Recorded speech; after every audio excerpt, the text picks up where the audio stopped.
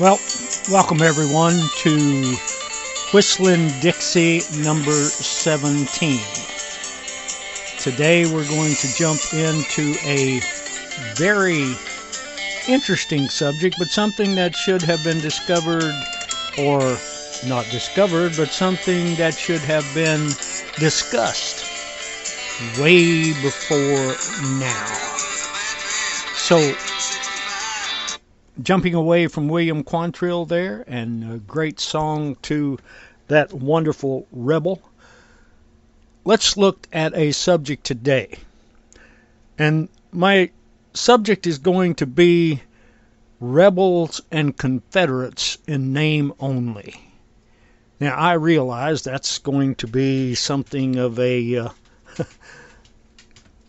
controversial subject, if we may.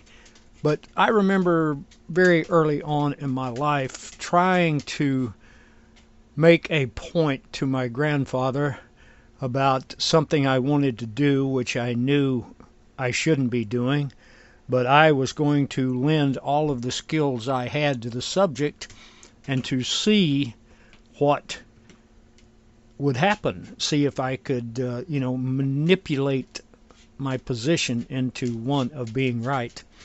And my grandfather's response was a classic. And he said, "Boy, you can't be just a little bit pregnant. You either is or you ain't." Well, folks, when it comes to supporting our Confederate ancestors and our Confederate history, you can't be just a little bit rebel. You can't be just a little bit Confederate. You either is or you ain't. And the biggest thing you cannot allow yourself to do is to be caught up in what is called cognitive dissonance. You cannot hold 2 points of view at the same time, because in essence that's a mental illness. Now, I know we've talked about rhinos, which are Republicans in name only, and everybody's probably familiar with that. But that doesn't, I'm not going to say rhinos for rebels in name only. Of course, that would fit. Or CNOs for Confederates in name only. But let me tell you, the thing I have found is that the internet, and especially some of the positions on social media, are just full of these people who somehow feel better about themselves by holding Confederate views or Southern views. But what I see is blasphemy, which is happening now. One of the things is some of the friend requests I get are from women who are scantily clad in bikinis of the Confederate flag. Some of them are downright porn with a picture in the background of a Confederate flag. That is just blasphemy. That is nothing that I want to see, and I'm certainly not going to be friends with anyone who is like that. And second of all is that one that you go and look at someone who claims to be a wonderful Confederate, to stand up for the heritage and everything else, and they have a picture of Donald Trump, as if he was ever a Confederate, as if he was ever a rebel of any kind whatsoever. And there's even pictures people have on their profile page, a picture of the Confederate battle flag, St. Andrew's Cross, with a picture of Donald Trump in the middle of it. Nothing could be more blasphemous to my ancestors and to the true Confederate ancestors than that. That is absolutely ridiculous, because how many people are familiar with what the man had to say at one point in time? So now I think it would be appropriate to actually read what I placed on Facebook. And this was received some rather acrimonious responses. But I said, "Lately I have been receiving several friend requests from folks who believe they are defending the South, their heritage, and their ancestors.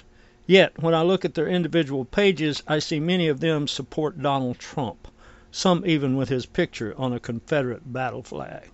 When I see such, I am forced to ask myself, would their cherished Confederate ancestors have supported any person who said the following, and I quote, "Becoming the nominee of the party of Abraham Lincoln. A lot of people don't realize that Abraham Lincoln, the great Abraham Lincoln, was a Republican, has been the greatest honor of my life. It is on his legacy that I hope to build the future of the party, but more importantly, the future of the country," unquote. Made by Donald Trump, 2016, in Detroit, Michigan. So, I repeat, how could anyone ever look at a Yankee from New York who said he wanted to take this country back to the principles and the legacy that was Abraham Lincoln? Does he mean the Abraham Lincoln that violated the Constitution more than anybody in history?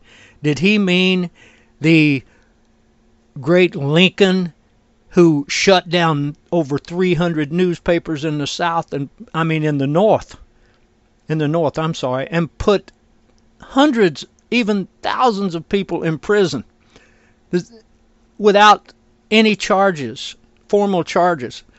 He sent the military in. The military took over the governments of 3 states that had not seceded. Is that the Lincoln that he wants to emulate? Is that what he meant? Is he talking about the Lincoln whose troops went into the South and raped and pillaged and burned and murdered their way through towns where there weren't even any Confederate forces present? Does he mean the man who promoted a man from colonel to general, who actually burned the town of Athens, Alabama, and his soldiers raped a pregnant woman in the street, causing a miscarriage? Is that the Abraham Lincoln that Donald Trump stood for? He sure said it. Now, there are people who will say, well, he didn't mean that. How do they know? Because these people, the majority of the people in this country who support Donald Trump, have never met the man, have never talked to him. They don't have a damn clue what he's exactly like.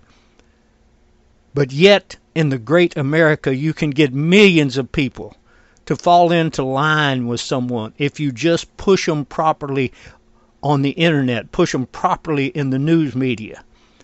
So we have Southerners who want a president who would execute the largest number of Native Americans in a public execution in 1862. The man who would drive the Navajos from their homeland in 1864. This is the man that you consider to best represent your interest as a Confederate or as a rebel? Do these people not understand that that wonderful Abraham Lincoln, that wonderful Republican Party that they cherish, do they not understand, or do they just not know, or do they not care that this party was established by communists and it's never changed? Only in appearance, only in the mirror, never at the core values has that party ever changed. That is still the party of Yankees, and everyone should know about how I feel about Yankees about now.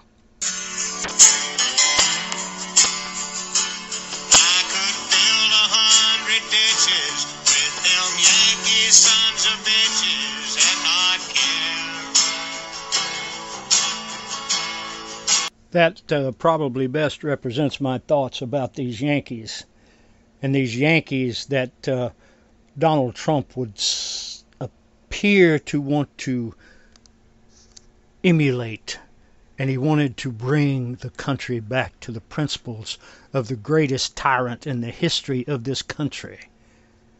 Just absolutely asinine.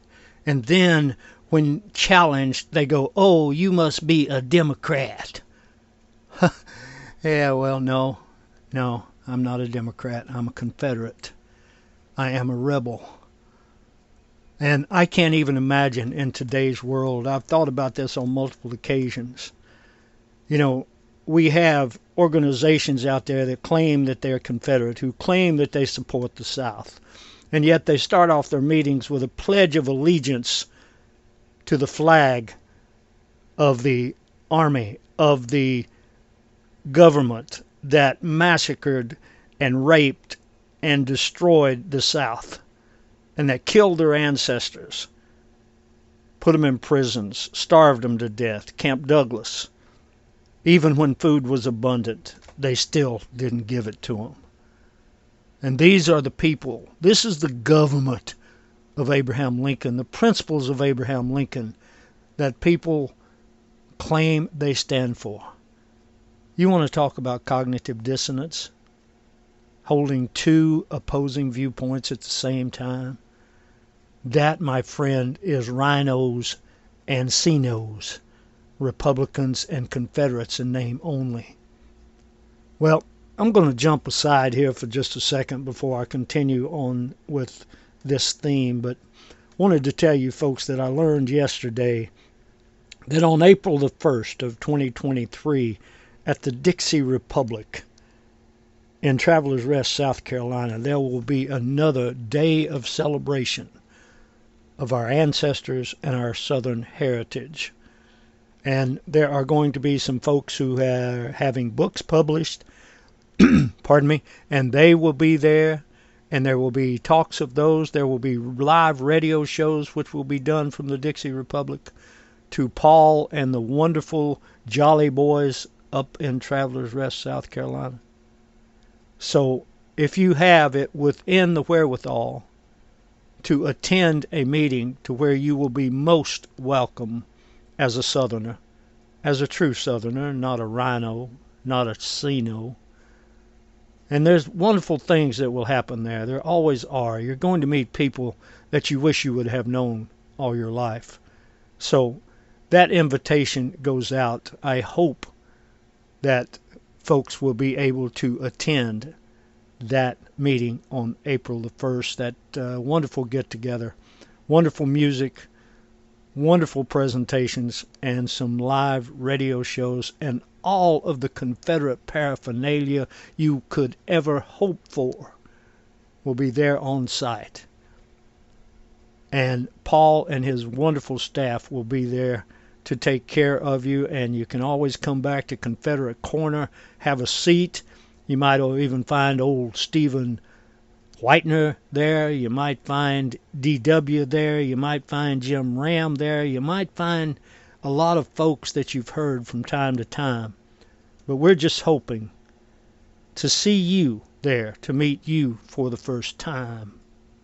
Well, now I feel it imperative at this point to quote from one of my Confederate heroes, and that would be none other than the pastor, Robert L. Dabney. And the good pastor was actually a Confederate soldier. He was on, at one time, Stonewall Jackson's staff. But here is something that he said, and especially as we look at this subject today that I just mentioned about politics and going back to the principles and the philosophy of Abraham Lincoln, which is an absolute tyranny in itself. But here is the quote from Robert L. Dabney. Now there's one even more important in my mind that I want to get to later, but this one is about politics. And it is so very, very true. So here, Mr. Dabney, and I quote, "Now, questions of politics must ever divide the minds of men, for they are not decided by any recognized standards of truth, but by the competitions of interest and passion. Hence, it is inevitable that he who embarks publicly in the discussion of these questions must become the object of party animosities and obnoxious to those whom he opposes. How then can he successfully approach them as the messenger of redemption? By thus transcending his proper functions, he criminally prejudices his appointed work with half the community, for the whole of which he should affectionately labor." Unquote. And now to that Dabney quote, which means so much to me. And so here it is, and I quote, "Sirs, You have no reason to be ashamed of your Confederate dead. See to it that they have no reason to be ashamed of you. And if you bring these Confederate leaders to trial, it will condemn the North, for by the Constitution, secession is not rebellion." Unquote. There is a gentleman, a very intelligent gentleman by the name of Devaney. I hope I pronounced that name correctly. I think his first name is John, who covers this subject very well in an essay that he wrote called back in 2016, or it was published in 2016, called Secession of the Heart. And in that essay, he says there is a type of duplicity endemic in much of the South that is far worse than moonlight, magnolias, and disparagement. Here I speak of duplicity as unfaithfulness. The current rage to deface and remove all Confederate memory from the South, be it a monument, a flag, or a song, has brought this sort of unfaithfulness to light in an especially vulgar manner. Here I do not speak of certain denizens of greater New England and the left coast.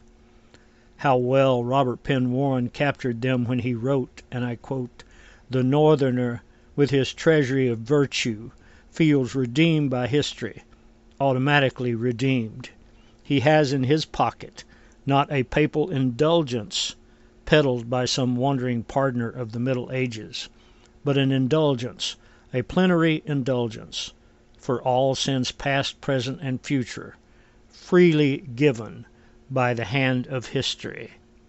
That came from a book called The Legacy of the Civil War on page 59. Perhaps Mr. Warren understated the situation. Many of the sons and daughters of greater New England view themselves not only as redeemed, but as the redeemers. It is in their purview to change all existing standards of morality, to make pronouncement upon secular heresies and apostasy, and to excommunicate to the outer darkness all who might dare to question their dictates.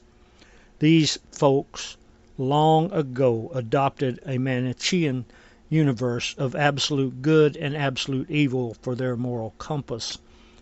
Yet it is they who assign the values. They need the South, or rather their caricature of the South, desperately.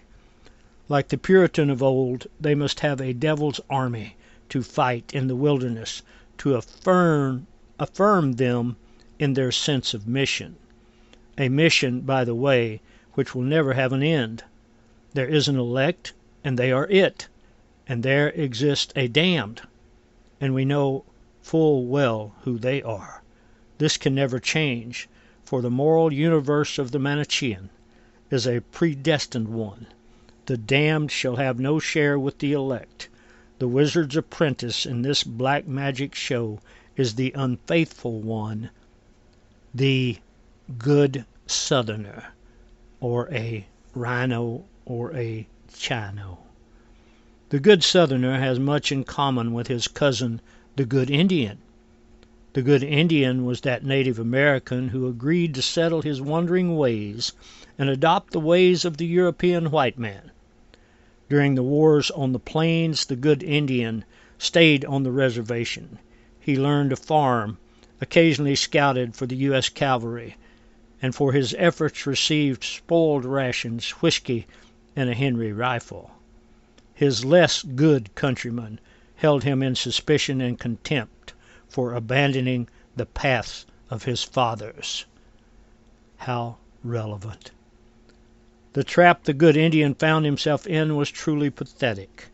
No matter how high he rose on the ladder of civilization, no matter how obsequious he was to his white masters, he remained forever an Indian.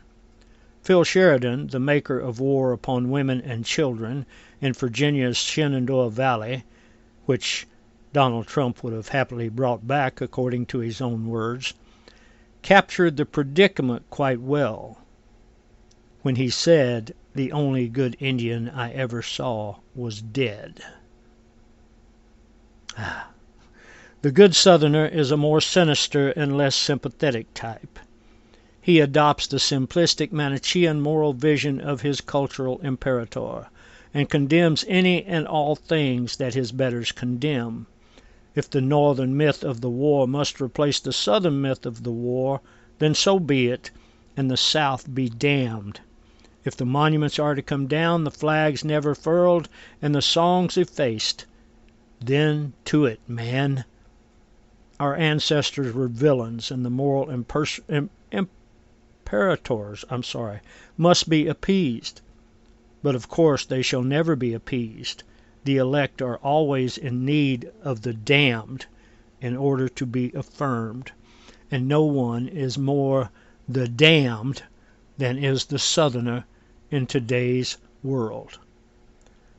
The good Southerner's duplicity lay in his unfaithfulness. He cares not a whit about the half-truths and detractions hurled at his ancestors or for the distortion of history. They don't need to worry about that because they get a Facebook page, and every day they post a picture of some Confederate veteran and some battle site, and they meander on about blah, blah, blah, blah, blah, without ever standing for anything. What a great pretense for the good Southerner. And again, his duplicity, her duplicity, lays in their unfaithfulness. They care not, again, sorry to be redundant, about the half-truths or detractions hurled at their ancestors or for any distortion of history. There is money to be made, foreign industry to attract, basketball, football tournaments on TV, and the Stupid Bowl coming up very soon. Even bowl games to sponsor. Now this good Southerner's ancestors, who are deserving of pietas for their virtues and achievement, and understanding and forgiveness for their sins and defects, instead have been dishonored. The South was once, together with Ireland, the last non-material civilization in the West. Now it has certain sons and daughters more than willing to put the patrimony up for sale, for it is always about money and power, with the secular Puritan and the good Southerner on the make. The good Southerner is the ultimate secessionist, for he has undertaken a secession of the heart. He is less pathetic and more sinister because he not only allows his enemy to define him, he welcomes his alienation as a sign of redemption and acceptance. That's why they could easily support a man who says he would bring back the principles of the monster Abraham Lincoln to the people of this country. The good Southerner no longer remembers who he is and is happy for his ignorance of an alienation from his and his ancestors' history, dedication, and devotion, and from his culture. He has become like the character Rex Mottram from Brideshead Revisited, not a complete man at all, just the bits and pieces of one. The rest have been traded for pottage. Yes, the Puritan and the good Southerner are in the saddle, and they ride us hard. As Dr. Robert M. Peters suggests, they have been in even worse ravage than the war, Reconstruction, the period of desolation, and the Depression. They are the ravage of modernity. To us now belongs the task of restoration, so that the garden may be yet again, in the words of Dr. Peters, produce for the time appointed unto it the fruits of truth which nurture the human spirit and which foreshadow the garden of which there will be no end. Just have a mind to always fence out the good Southerner who presents themselves as a Republican or a Confederate in name only.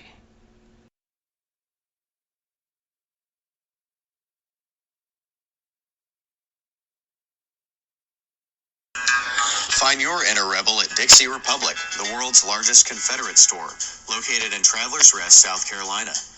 The anti-white, anti-Christ, anti-Southern world ends at the asphalt. Welcome to God's country. Log on to DixieRepublic.com to view our Southern merchandise, from flags to t-shirts to artwork. At the store, browse through our extensive collection of belt buckles and have a custom-made leather belt handcrafted in our Johnny Rebs gun and leather shop. That's DixieRepublic.com, where you can meet all of your Southern needs. While you're waiting, drop by our Confederate Corner for a free cup of coffee and good conversation. Remember, there are no strangers here, just friends who haven't met yet. Dixie Republic, we're not just a roadside attraction, we're a destination for our people. For more information, visit DixieRepublic.com. I just had to throw in that ad there for the good folks, Paul and his wonderful, beautiful wife and the other employees there at Dixie Republic. I hope that you will go online and find some Confederate apparel, some Confederate novelties, something that you can show to the world your pride in being a true Confederate and not a Confederate in name only. And there's lots of ways there that you can show your inner rebel and be able to show it to the world. Just to provide some analogies about that wonderful statement about rhinos and CNOs and the people who claim to support and defend the South, their ancestors and their heritage, while embracing none other than the Yankee Donald Trump and his desire to bring America back to a Lincoln form of government. Can you imagine the analogy of the Santee Sioux saying, look, we know that Abraham Lincoln ordered the deaths of 39 Santee Sioux, most of whom were totally innocent, to appease his followers in Minnesota. And he sent General John Pope, after Pope had just gotten his butt handed to him at the Battle of Second Manassas, he sends him off to take care of the crazy Indians up there who were just trying to recover what was rightfully theirs. And they had been offered money for their land, and they had signed the deal, but they weren't paid what they were told they would be paid. They didn't receive the food, they didn't receive the other things, and so they actually went into, in a very poor year for crops, actually went in to get their promised goods. But they then were apprehended. They were given trials that lasted less than 10 minutes apiece, and then all of them were sentenced to death.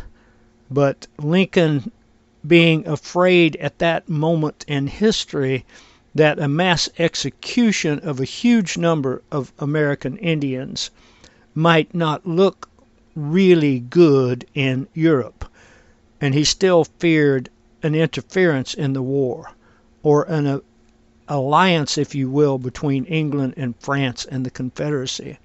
So he shaved the number down to 39. We're only going to hang 39. And that's what they did. Can you imagine for a minute those people, the Santee Sioux, deciding sometime later in their history that they wanted to elect a man who promised to bring back the ideals of Abraham Lincoln? What about the people, the Navajo, who were taken from their homelands? Their fruit trees were chopped down. Their animals were killed. Some of them were killed by Kit Carson and Charlton. And they were taken to Bosco Redondo. They were marched. The Navajos today call it the Long Walk. Can you imagine for a moment the Navajos saying, "Oh, well, there's a man who wants to bring back the principles of Abraham Lincoln, the man who caused us all of our problems, who stole our land, who killed our women and raped our women. Yes, we want a government just like that again. Could you help me, please?" Can you even imagine that? If you can't, how can you imagine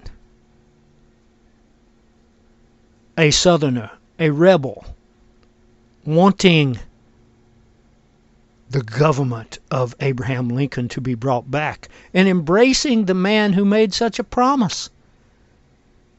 Has the people who call themselves supporters, they are doing more to harm this country than anything and the image and the heritage of the people of the South.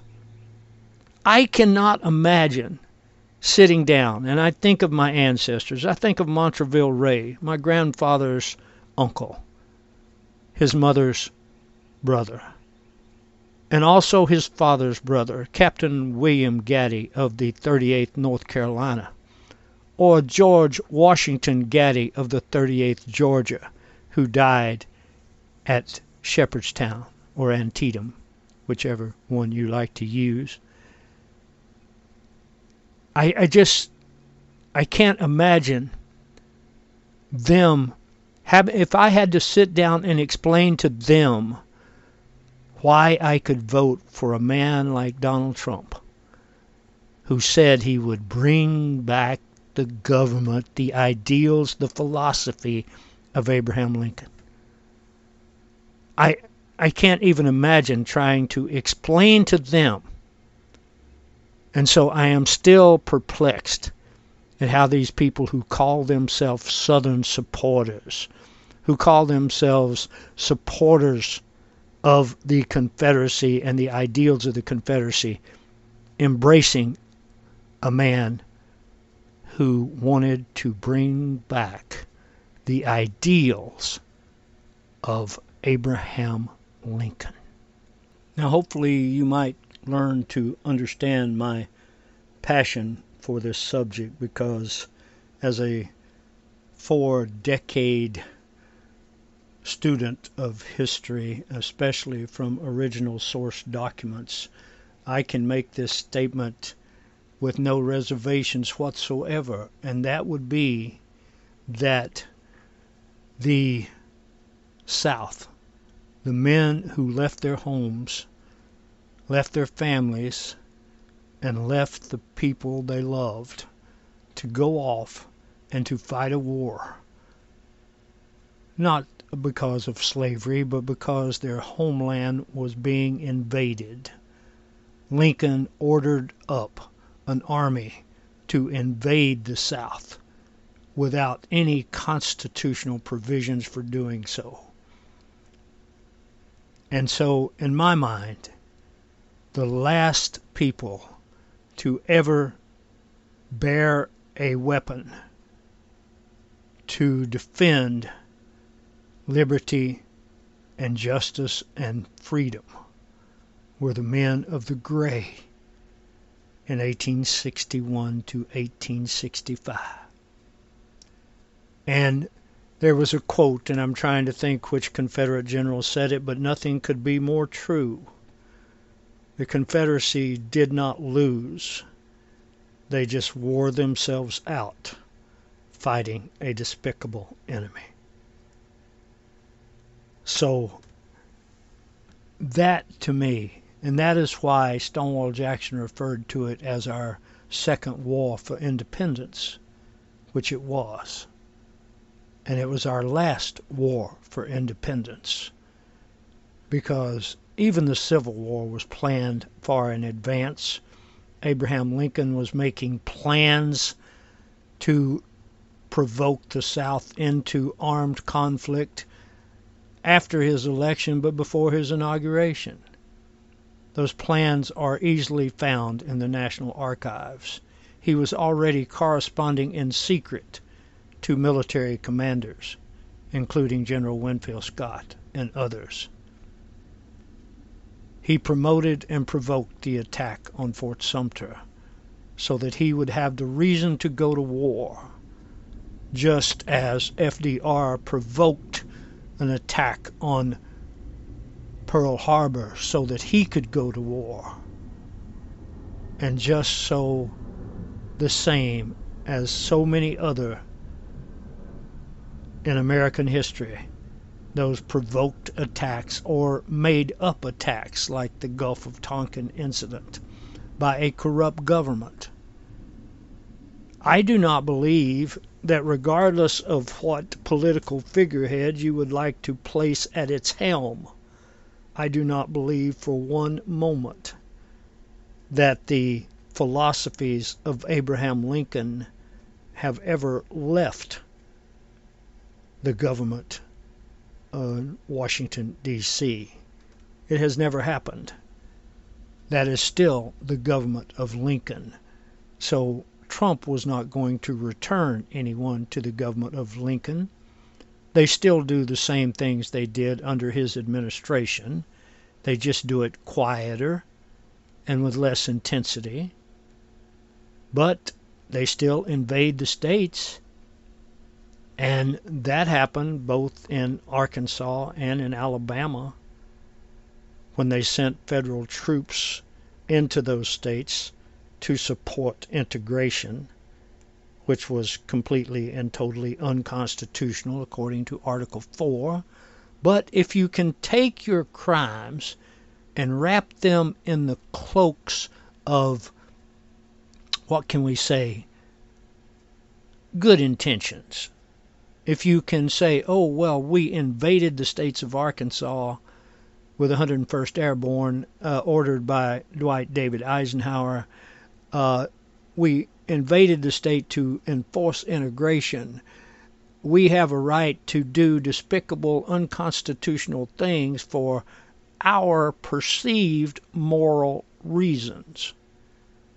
Once we ever cross that Rubicon to where the government can do anything it wants to for what it considers moral reasons, we as a people are lost.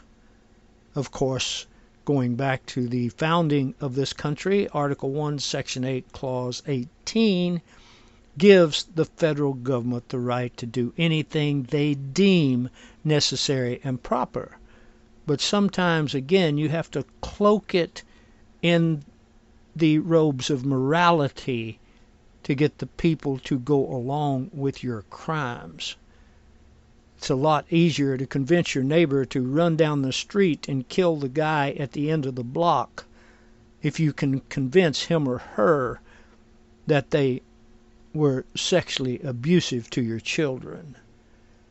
Then you would be more than happy to do it. But what do you do? How do you handle it when you realize you did all of that perpetrated on a lie? How do you deal with that?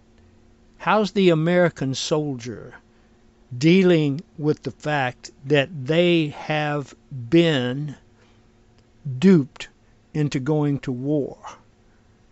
Vietnam veterans, Korean veterans, Iraq War veterans, Afghanistan War veterans, people, why are there 22 American soldiers a day taking their own lives? Heroes don't kill themselves for what they did to become a hero. Now, I know that one's going to be a little tough for people to swallow, but it's true. And nobody wants to examine. You're not going to get Tucker Carlson or Rachel Maddow or Sean Hannity or Mark Levin to actually delve into why these soldiers continue to take their own lives. It's not going to happen because the answers they can't allow to be revealed to the American public. This country is rotten to its very core. And yet people keep running out there to vote someone else in. It's like voting in a new dealer to a crooked game or voting in a new assassin. believing that the one that you elected will not do what the government told them they must do to continue to be paid. Let me just use some quotes here to go back to the points about the South and the South being the last struggle for rightful liberty in this country. And so I will use some quotes from some Confederates, and I will start with none other than Robert Edward Lee. And this is a most profound quote, in my opinion. And it is, and I quote, "Everyone should do all in his power to collect and disseminate the truth in the hope that it may find a place in history and descend to posterity. History is not the relation of campaigns and battles and generals or other individuals, but that which shows the principles for which the South contended and which justified her struggle for these principles." Unquote. Again, Robert E. Lee. And then from the London Times in November 7th, 1861. And the London Times nailed it. They said, "The contest," meaning the war, "is really for empire on the side of the North, and for independence on that of the South. And in this respect we recognize an exact analogy between the North and the government of King George III, and the South and the 13 revolted provinces. These opinions are the general opinions of the English nation." Unquote. And a great quote again from Robert E. Lee. "Our country demands all our strength, all our energies. To resist the powerful combination now forming against us will require every man at his place. If victorious, we will have everything to hope for in the future. If defeated, nothing will be left for us to live for." Unquote. That is just absolutely correct and has proven to be correct. So a man who is correct and tells the truth must have his monuments torn down, and he must be labeled some vicious name like a racist. What did President Jefferson Davis say? And I quote, "The principle for which we contend is bound to reassert itself, though it may be at another time and in another form. But the human mind will always seek freedom." People, that last part was mine, not Jefferson Davis's. Also another quote from Jefferson Davis, "Nothing fills me with deeper sadness than to see a Southern man apologizing for the defense we made of our inheritance. Our cause was so just, so sacred, that had I known all that has come to pass, had I known what was to be inflicted upon me, all that my country was to suffer, all that our posterity was to endure, I would do it all over again." I'm sorry, that was again President Jefferson Davis. I think I said Robert E. Lee. But then again, what Jefferson Davis said to the Mississippi legislature in 1881 is most relevant, people. And I quote, "The contest is not over. The strife is not ended.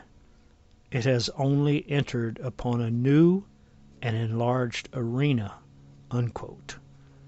And we're fighting today.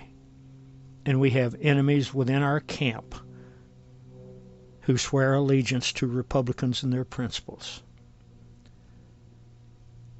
Again from Jefferson Davis, and I quote, "We feel that our cause is just and holy. We protest solemnly in the face of mankind that we desire peace at any sacrifice, save that of honor and independence. We ask no conquest, no aggrandizement, no concession of any kind from the states with which we were lately confederated. All we ask is to be left alone, that those who never held power over us shall not now attempt our subjugation by arms." And he said that in April of 1861, and that is exactly what Abraham Lincoln, Donald Trump's Abraham Lincoln, did. And then we look at another quote by Robert E. Lee. "All that the South has ever desired was that the Union as established by our forefathers should be preserved, and that the government as originally organized should be administered in purity and truth." Unquote. I sure hope he was talking about the Articles of Confederation. If he was meaning the Constitution, he was unaware of its origins and its purposes. He also said, "We could have pursued no other course without dishonor, and as sad as the results have been, if it had all to be done over again, we should be compelled to act in precisely the same manner." So, yes. And one of the quotes from one of my true heroes, the Stonewall of the West, the good Irishman, Major General Patrick R. Cleburne, and he made this statement in January of 1864. "Nothing have I ever read was more profound than this, and what a prognosticator the good general was." And he said, and I quote, "Every man should endeavor to understand the meaning of subjugation before it is too late. It means the history of this heroic struggle will be written by the enemy, that our youth will be trained by Northern school teachers, will learn from Northern school books their version of the war, will be impressed by the influences of history and education to regard our gallant dead as traitors and our maimed veterans as fit objects for derision. It is said slavery is all we are fighting for, and if we give it up, we give up all. Even if this were true, which we deny, slavery is not all our enemies are fighting for. It is merely the pretense to establish sectional superiority and a more centralized form of government, and to deprive us of our rights and liberties." Unquote. I'm waiting for someone to prove him wrong. And again, back to the wonderful pastor, the Presbyterian pastor Robert Louis Dabney, who I said before was a chaplain for Stonewall Jackson. And what a wonderful quote. "Sirs, you have no reason to be ashamed of your Confederate dead.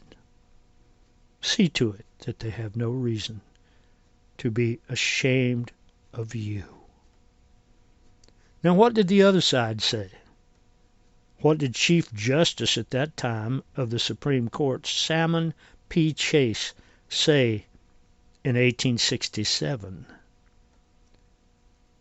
Very telling, and I quote, "If you bring these Confederate leaders to trial, it will condemn the North, for by the Constitution secession is not rebellion. Lincoln wanted Davis to escape, and he was right. His capture was a mistake. His trial will be a greater one." Oh, what a... And then that's Salmon P. Chase, who would later sit in a Supreme Court decision, Texas v. White, and completely reverse what he just said here. A double-minded man. I think that's covered in the good book, is it not? Then we have another quote from General Robert E. Lee in August of 1870 to Governor Stockdale of Texas, in which he said, "Governor, if I had foreseen the use those people designed to make of their victory, there would have been no surrender at Appomattox Courthouse. No, sir, not by me. Had I foreseen these results of subjugation, I would have preferred to have died at Appomattox with my brave men, my sword in this right hand." Unquote. Then let's jump back to the London Spectator in reference to Lincoln's wonderful Emancipation Proclamation. And I quote, "The Union government liberates the enemy's slaves as it would the enemy's cattle, simply to weaken them in the conflict. The principle is not that a human being cannot justly own another, but that he cannot own him unless he is loyal to the United States government." And then there's Charles Dickens and his quote, "The Northern onslaught upon slavery was no more than a piece of specious humbug designed to conceal its desire for economic control of the Southern states." Unquote. Then let's look at a quote from Colonel Richard Henry Lee of the Confederate States of America. And he said, "It is stated in books and papers that Southern children read and study that all of the bloodshedding and destruction of property of that conflict was because the South rebelled without cause against the best government the world has ever saw. That although Southern soldiers were heroes in the field, skillfully massed and led, they and their leaders were rebels and traitors who fought to overthrow the Union and to preserve human slavery, and that their defeat was necessary for free government and the welfare of the human family. As a Confederate soldier and as a citizen of Virginia, I deny the charge and denounce it as a calumny. We were not rebels. We did not fight to perpetrate human slavery, but for our rights and privileges under a government established over us by our fathers and in defense of our homes." That was just great. And then let's look at what President Jefferson Davis had to say about slaves. And I quote, "The slave must be made fit for his freedom by education and discipline, and thus made unfit for slavery. And as soon as he becomes unfit for slavery, the master will no longer desire to hold him as a slave." Unquote.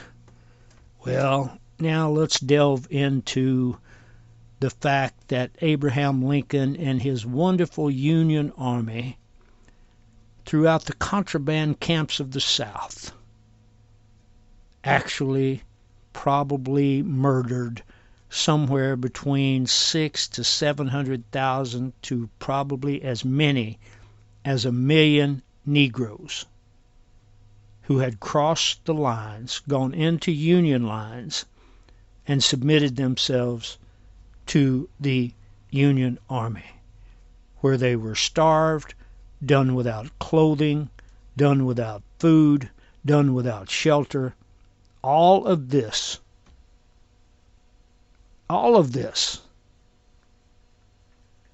to destroy the Southern cause. So probably more blacks died at the hands of Abraham Lincoln and his army than did Confederate soldiers. I know that's going to be a tough one for so many people to swallow. But that is verifiable, folks, and you won't hear anyone talking about the contraband camps that the Union Army had. That is not a subject they want to bring up, especially when you look into the Devil's Punch Bowl in Mississippi. That one will just absolutely grab you by the heart. Well, let's look at another quote by the wonderful General Wade Hampton. And I quote, "You have no right to ask or expect that she will at once profess unbounded love to that Union, from which for 4 years she tried to escape at the cost of her best blood and all of her treasure. Nor can you believe her to be so unutterably hypocritical, so base as to declare that the flag of the Union has already surpassed in her heart the place which has so long been sacred to the Southern Cross." Unquote. Then let's look at another one from the old wizard of the saddle himself, Nathan Bedford Forrest. And his quote: "I loved the old government in 1861. I love the old Constitution. I think it is the best government in the world if administered as it was before the war. I do not hate it. I am opposing now only the radical revolutionists who are trying to destroy it. I believe that party to be composed, as I know it is in Tennessee, of the worst men on God's earth.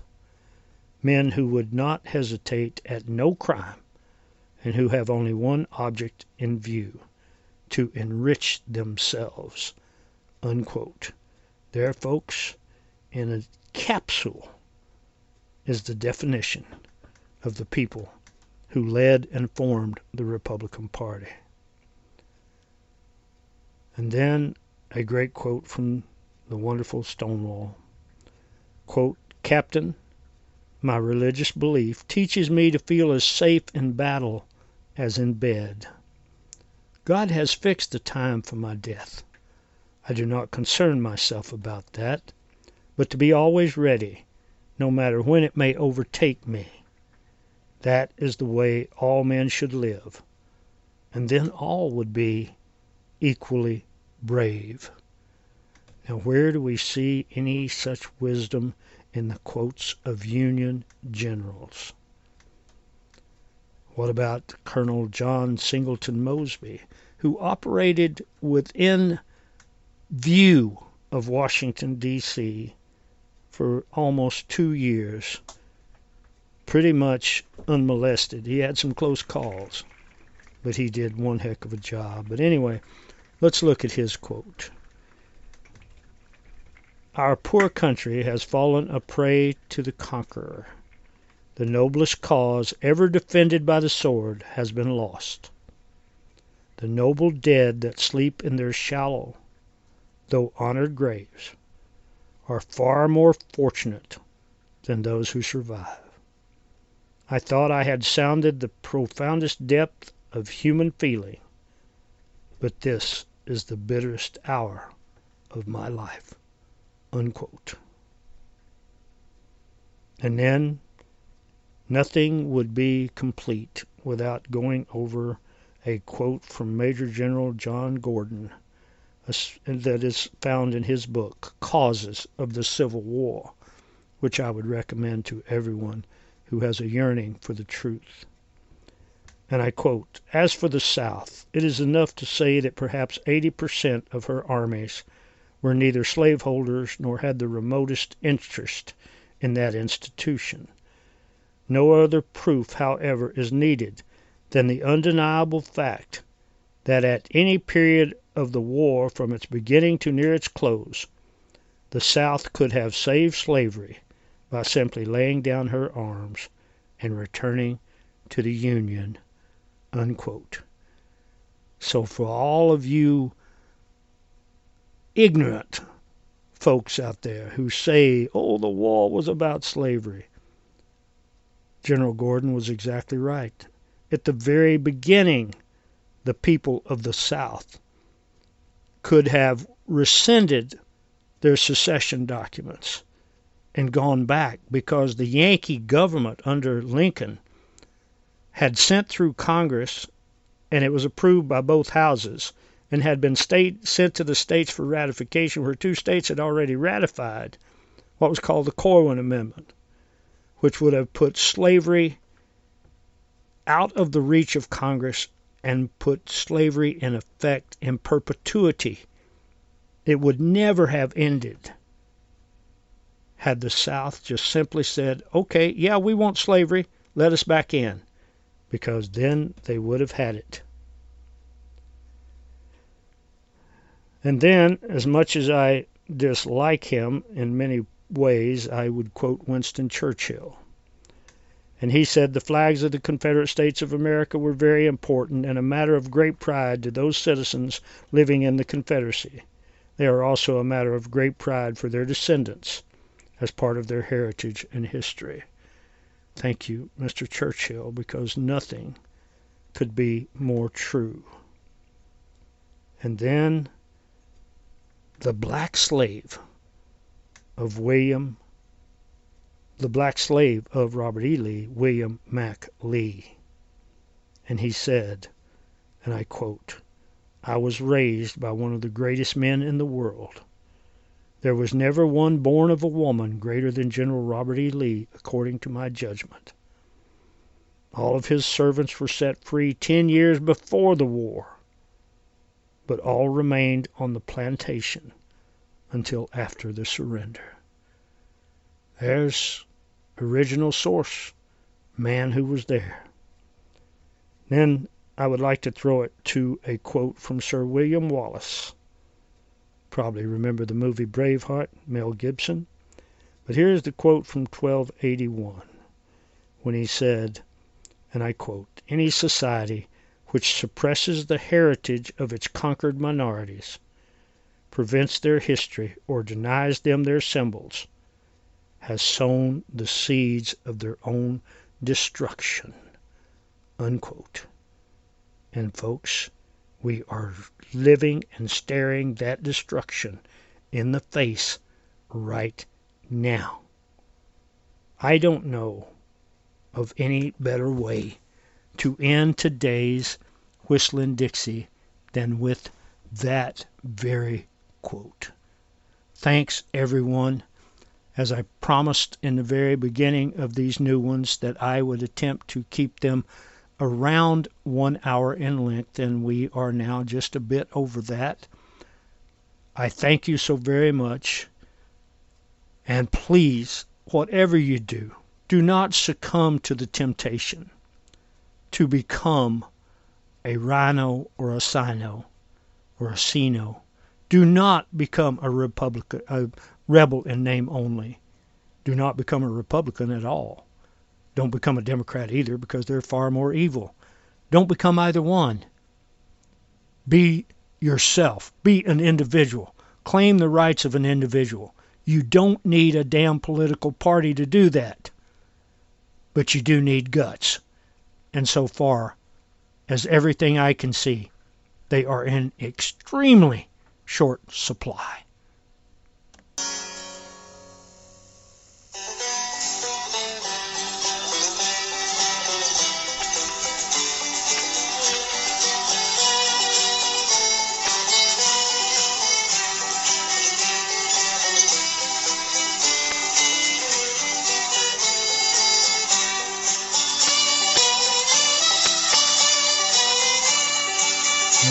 Battle cry of freedom.